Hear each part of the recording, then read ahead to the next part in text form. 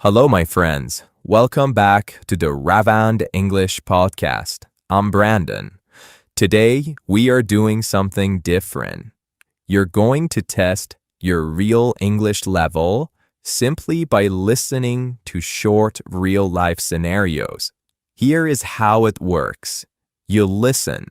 If a scenario feels easy, perfect, move to the next one. When you reach a scenario that suddenly feels heavy, confusing, or too fast, that's your real level. No grammar, no vocabulary lists, no pressure, just pure understanding.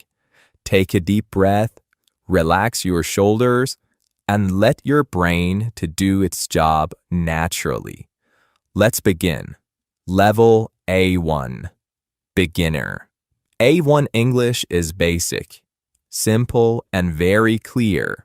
Short sentences, common verbs, everyday actions.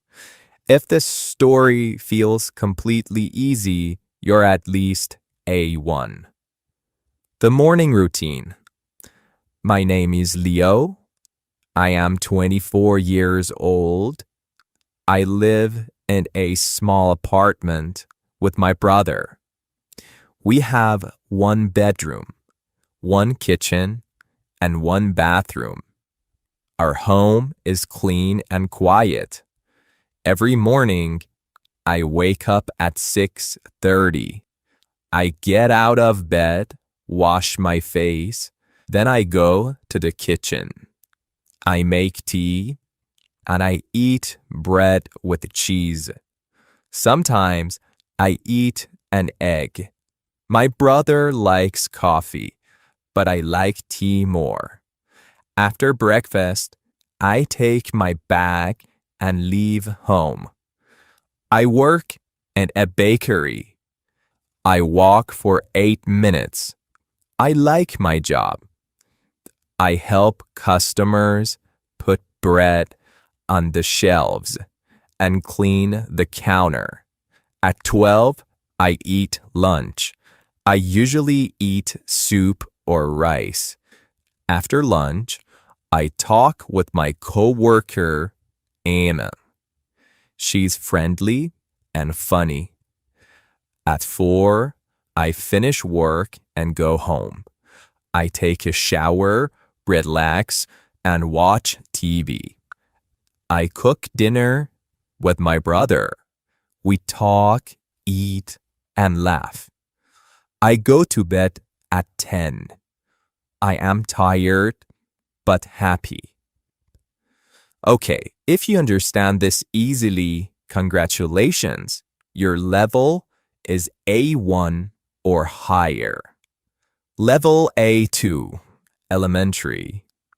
A2 English has longer sentences, more details, and simple descriptions of plans and routines. If this feels comfortable and natural, you are at least A2. The weekend trip. My name is Sarah, and I live in a small town near the mountains.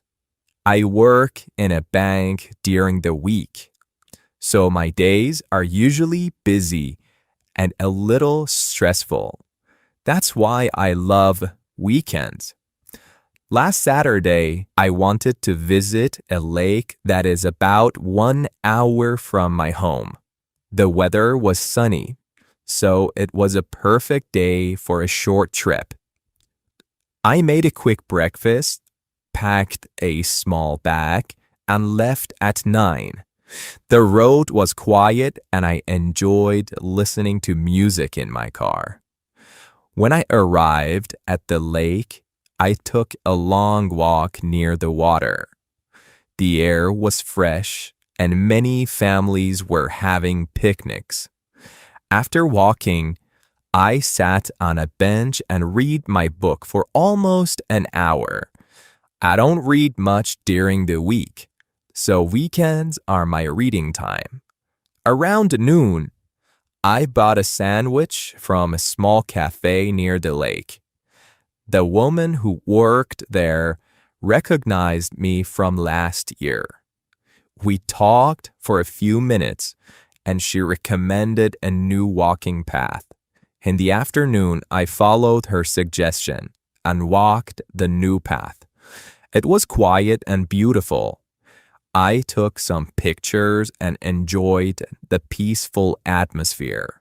At around 5, I drove home. I felt relaxed and ready for a new week. Okay, if this felt clear and easy to follow, your level is A2 or higher. Are you ready for the next one? Level B1, intermediate. B1 English is more connected. Stories include problems, feelings, and small challenges. If you follow the message easily, you're at least B1. The new job challenge. My name is Daniel, and 3 months ago, I started a new job as a customer support assistant for an online store. I was excited but also nervous because it was my first time working in a completely digital environment. On my first day, everything felt confusing.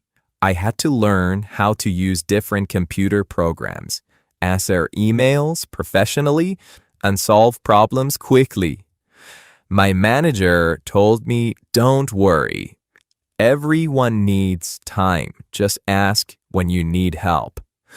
That sentence helped me relax. The first 2 weeks were the most difficult. I made mistakes almost every day. Sometimes I sent the wrong messages to a customer. Other times I forgot to save a file. But little by little, things improved. One customer had a problem with a packet that got lost.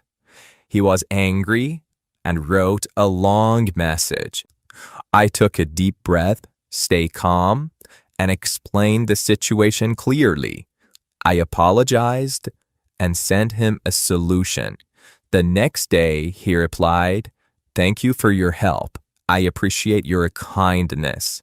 That moment gave me confidence. Now, after 3 months, I feel much better. I understand how to handle difficult situations and know when to ask for help. My manager told me last week, "You're doing great. Keep going." And for the first time, I actually believe it. If this felt easy to follow, you are B1 or higher. Let's go to the next level. Level B2, upper intermediate. B2 English is natural, descriptive, emotional, and includes cultural details. If you understand this without getting lost, you're at least B2. The big move abroad. My name is Olivia, and last year I made one of the biggest decisions of my life. I moved from my home country to Canada for a new job opportunity. For years, I dreamed of living abroad, but I always found excuses. Too expensive, too risky, too far from family. But deep down, I knew that if I didn't try, I would regret it forever. So, after months of preparation, I finally bought my ticket.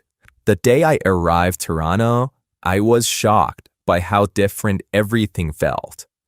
The weather was cold, people moved fast, and the city looked huge and confusing. The first month was the hardest.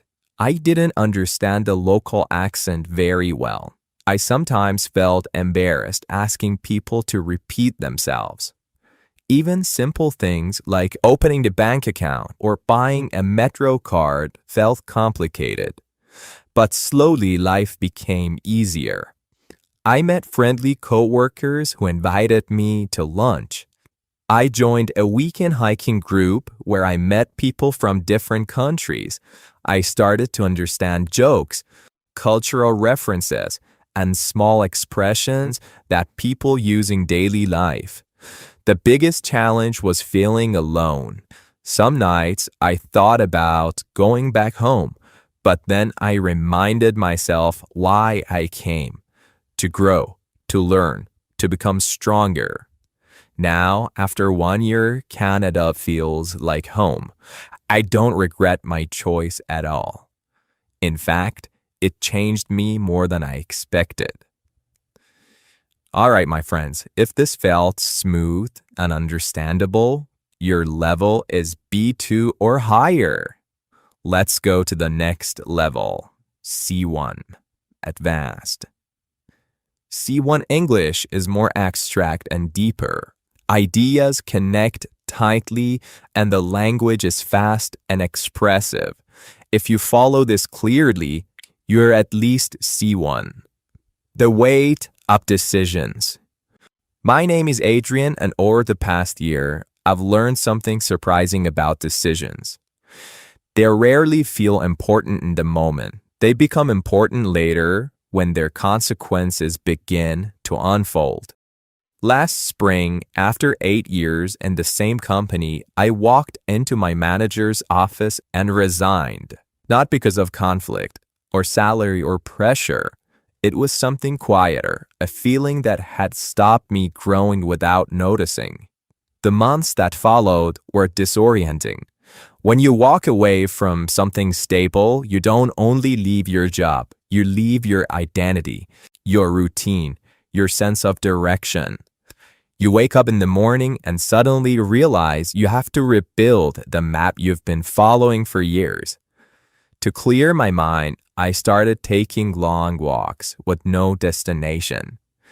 The silence forced me to face questions I had avoided. What do I truly want? What am I afraid of? What kind of life feels meaningful to me?